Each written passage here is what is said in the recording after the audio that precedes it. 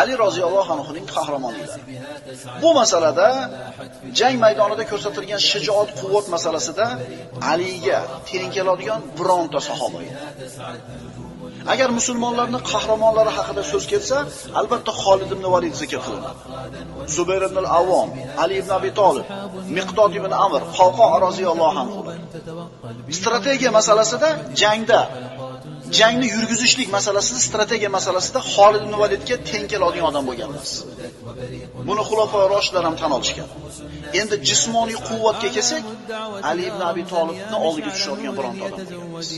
Hatto aytilinadi, Ali roziyallohu anhu birorta odamni mahkam ushlab olsa, qo'li bilan qisib tursa, siqib, nafas olmay qoladigan darajada qattiq ushadi. O'zi baland bo'yli bo'lmasa ham, go'shtdor, qorni bo'lsa ham, Alloh taolo shu bir jasadini shunday bir quvvat bilan to'ldirgan. Hatto ayrim ulamolar aytadi, Ali roziyallohu